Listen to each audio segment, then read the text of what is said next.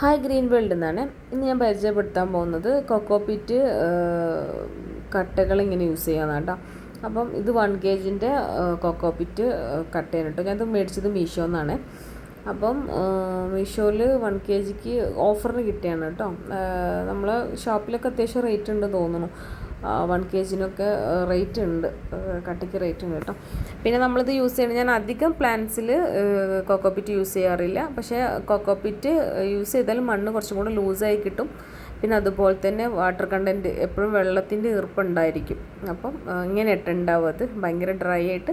ഇത് നമ്മൾ പൊട്ടിച്ച് ഒരു വേസ്റ്റ് ഒരു ഡബ്ബ എന്തും അത്യാവശ്യം വെള്ളം കൊള്ളുന്ന രീതിയിൽ വെക്കണം കേട്ടോ. അത് നിറയെ മൊത്തമായിട്ട് മൂടണം.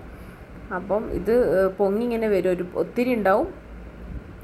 അതുപോലെ ഇത് നിറയെ ഇങ്ങനെ ഈ ബക്കറ്റിൻ്റെ ഒരു എൻഡ് പോയിൻ്റ് വരെ ഉണ്ടാവും കേട്ടോ. അത് വെള്ളം നിറച്ച് വെച്ച് അത്യാവശ്യം അത് കീപ്പ് ചെയ്താൽ വെള്ളം എല്ലാം കുടിച്ച് അതൊരു വെള്ളം കുടിച്ചിട്ട് ഒരു പൊടി പോലെ ആവും. വെള്ളം ഫുള്ളത് കുടിച്ചിട്ട് അതൊരു ഇതായി കിട്ടും കേട്ടോ.